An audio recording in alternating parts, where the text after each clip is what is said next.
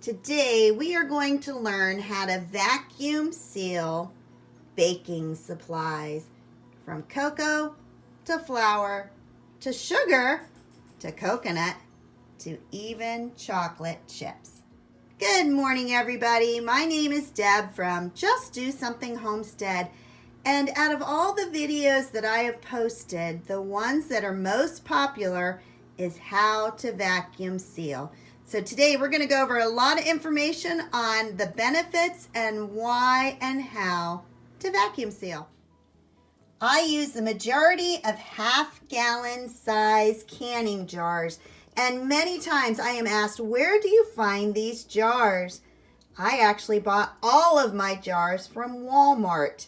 I can tell you this, they're about $13, and when summer hits, you are going to be hard-pressed to find any. That's when I would start picking them up at stores that were further away or ordering them, but even when I ordered them, 9 times out of 10, they either didn't come because they canceled the order or they came all broken, so it was pretty discouraging. So my hint is to get them while you can, and I know right now in March, they have the canning jars. As far as lids, all you need are the flats and the rings. Now notice these are wide mouth lids. That's because I choose to only use wide mouth jars for my vacuum sealing. And you might think, well, that doesn't make a lot of sense. Well, that's because I use the regular mouth for canning. And canning, you can only use the flat one time. And regular flats are far cheaper than the wide mouth ones. So I can use these over and over when I am vacuum sealing. But if I'm using these big jars, I can only use it one time if I am canning. The biggest purchase that I made was my food saver, and that is used to vacuum seal all of my jars. It's also used to vacuum seal bags so that if I am putting things in my freezer, I can use this part and I can put the bags in there and use the bags instead of the jars. But the interest that I had was that it had the attachments, and that's what you need in order to be able to vacuum seal. So it needs to have something that looks like that, and that is an adapter.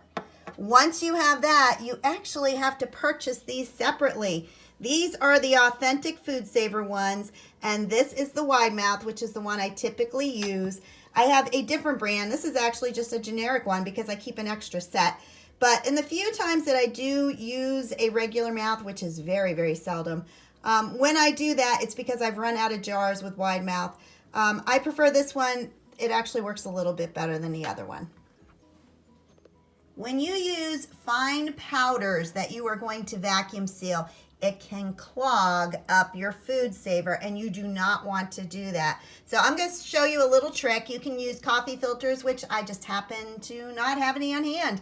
So I'm going to show you what I do to prevent the powder from going up into the vacuum. I took the paper towel, I folded it in half, I traced one circle on one side. Now I'm going to cut out 2 at once. When I cut it out, I cut just inside the circle because I don't want any ink left in my canning jar.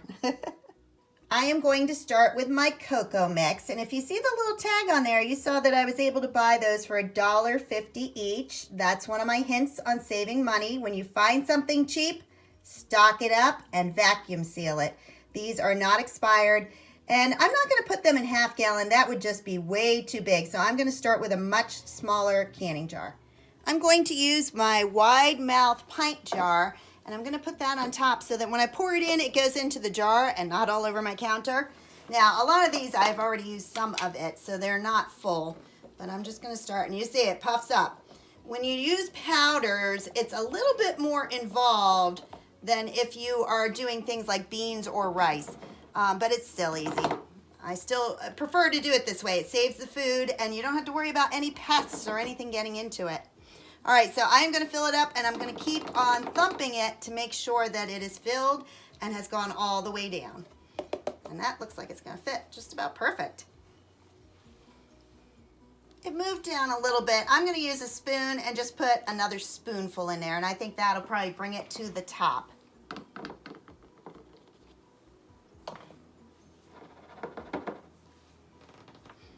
All right, and if we look here, you'll see that it's almost to the top. It's probably about right where that lid connects to it. At this point, you do something different that we didn't do when we were doing cereal or pretzels, and that is to take a damp, and I mean just barely damp, paper towel and wipe the edge off. When you're using powders, it is very easy to get some of that powder up there. In fact, if you look, that was all on the top, and that would have prevented it from sealing. This is where I'm going to use that ring of paper towel. Now, I'm going to set it on top and under the lid. I don't want to just set it on top like that. It's not hanging over. Again, you won't get a seal on that. It actually has to go down inside it. It can be a little tricky. I just put it on top like that, push it down, make sure it's all the way down, and then I put my lid on top, just like that. This can be a little tricky because the paper towel is trying to push up on the lid, and I'm going to put the sealer on top. So push quickly and solid and get it down on there. At this point, I'm going to push the attachment into the hole on the top. Make sure it is firmly all the way down on that lid. And I'm going to go over and I'm going to put the power on, and then I'm going to push accessory. Now, when I do that, it's going to get very loud. And it starts getting louder and higher pitched as the air is sucked out. It will shut off automatically.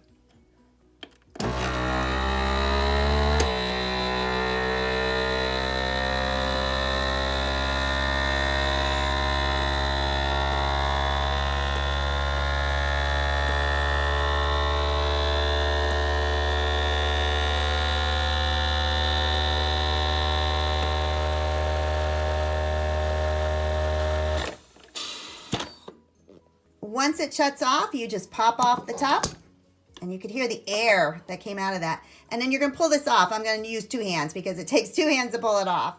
Now, this jar is completely sealed. You can sort of see the paper towel up in the top. That is fine. But if I take it upside down and shake it, it's not coming out. It's not even moving. That has been sealed properly. Now, you want to push on it. It's not moving. And the last thing you're going to do is put a ring on it. When you store your vacuum sealed products, you always put the ring on it. That is the opposite of your canned goods. Just like that. One done. With dried goods, it's imperative that you write on the lid what it is and when you vacuum sealed it. A lot of the powders, whether it's flour or it's a special flour like self-rising flour, a lot of those, if you don't label them, you're not going to have any idea what it is. They just look like a powder up on your shelf. So make sure you write on there, and it also helps with the year when you are putting them in order to make sure you use the oldest one first. I am going to move on to coconut, and for this size, I'm going to use a quart jar that is wide mouth. I'm going to use the exact same process. Now, I wiped this dry cleaned with a paper towel. You don't want to have any moisture. So I wanted the cocoa out of there because I didn't want cocoa and coconut, but wipe it with a dry paper towel. And I'm going to pour this in until it's full. Now, this will have air in it because it is light and fluffy. So I'm going to move it around just like that. Now, it looks like it is full at this point. This is where I'm going to beat it down on the countertop so that it falls down and I can fill it up again. And look how much more room I have. It's all the way down here. So I'm just going to continue to add some more until this jar is full.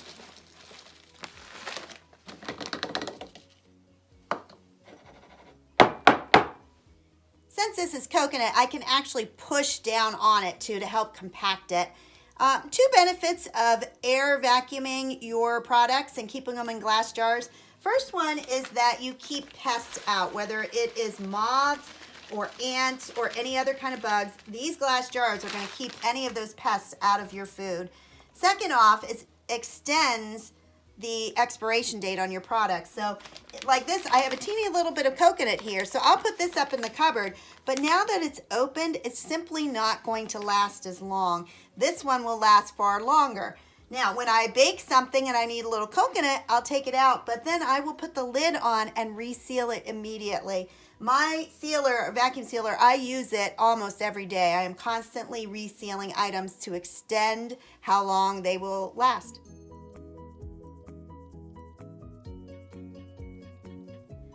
Just like the cocoa, I'm going to take a damp paper towel and I am going to wipe the rim of the jar. You don't want this wet, you just want it damp. Since my coconut is not a powder, I don't need to put a paper towel on top. I can just put the lid on top of that, put the adapter on there, make sure it's all the way down, and then I'm going to plug it in and seal it.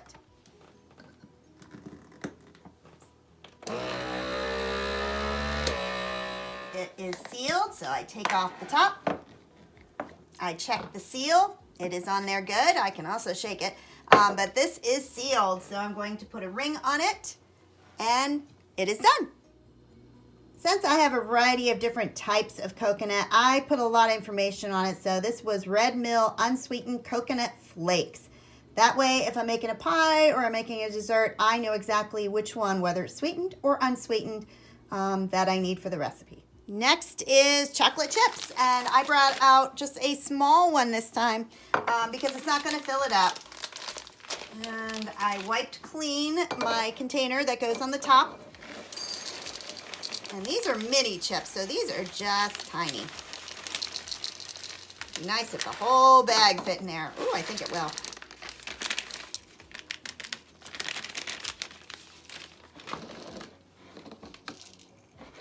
It does. Perfect. All right, so as you know, this is not a powder. I do not need a paper towel on there. I am going to take a lid. I'm going to put it on top. I am going to put this on and then plug it in and start it going. Now this will have a lot more air in it because it's chocolate chips, so there's a lot of space around it and they're small, so it's going to take a little bit longer, but it's always less than 30 seconds. It just seems like it's longer.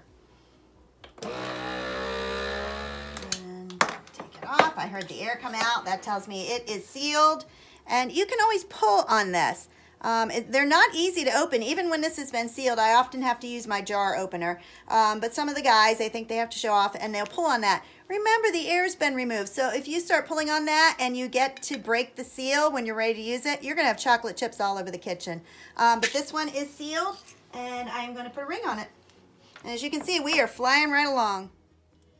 And once again, I added additional information. Yes, they are chocolate chips, but there are lots of different kinds. So these are Nestle. They are mini, semi-sweet chocolate chips in 2023. We are moving on to sugar, and this time I am going to use a half-gallon jar. Same process, take your jar, put that on top, and I am going to pour in my sugar. If I can get it open. Now, a lot of concerns with sugar is that it would make your sugar hard. Actually, it does the opposite. If I was to keep it in this plastic container, it would eventually become hard because it would take on the moisture. This is going to keep it so it is powdery. All right, so as you can see, one bag isn't enough. This is a 32-ounce bag, so I am going to add more.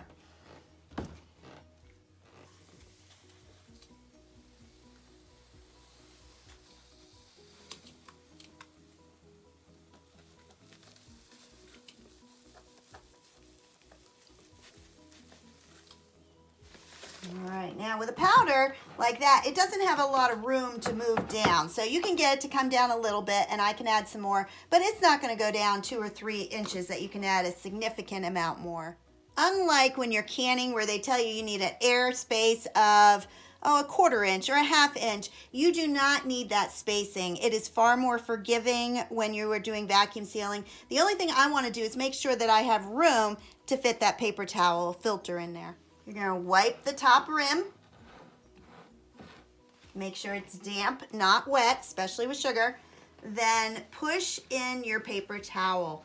Now you might need to push it down around the sides, just like that. And the same thing, it's going to try to stick up there. So put that lid on and push it down.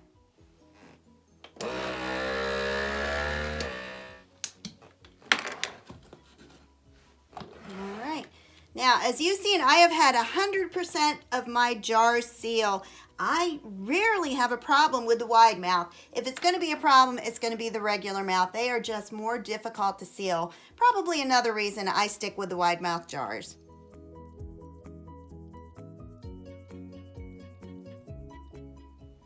I'm going to move on to flour. This is a prime example of why you do not want to mix them up. The yellow bag is self-rising, but the other is all-purpose flour. You do not want to mix them up, or when you go to grab your self-rising and you find out you only had all-purpose, your recipe is not going to work. It's sort of like planting 20 varieties of tomatoes. If you don't label them, how are you going to know what you have? I'm going to start with the self-rising, and for this I'm going to use a ladle. If I was to pour that in, it would poof way up and you would just simply be wasting a lot of it. So for this, it is just easier for me to use a ladle to fill my jar. This one I got a little too much flour in there. I'm just going to scoop it out with a spoon. I don't want it too high either. There we go. So if that happens, just scoop some of it out and you're ready to go.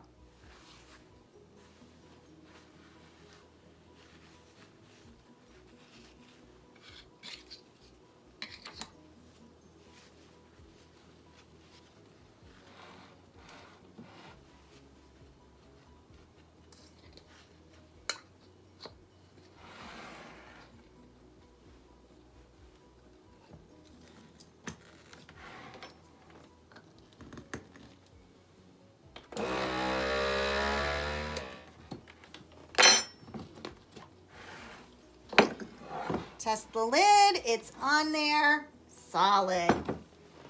And put a ring on it and right on the lid.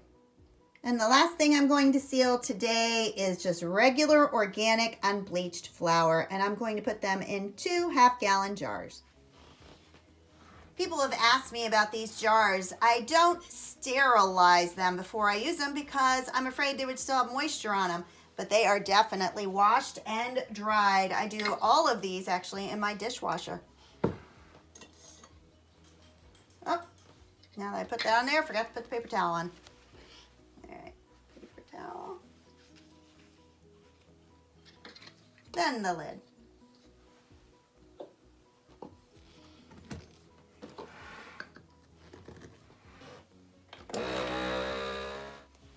I used to freeze my flour when I brought it home, and actually I was still doing it up to a couple months ago. But then I realized the way that vacuum sealing works is to take all the air out, and insects cannot live without air, so it's redundant. You do not need to freeze your pastas, your rices, or your flours anymore. And lastly, I have an open jar of strawberry powder, and I am going to seal it to show you can seal small lidded jars. So this is a regular size. This is a tiny little jar. It's a jelly jar. So same kind of thing. Now, I'm not putting a paper towel in there. I'm just going to trust that it's going to seal. So the difference is I use the smaller attachment. So I push the smaller attachment on. It goes far lower on the jar than those others did. Make sure it's all the way down like that. And let's seal it and see what happens.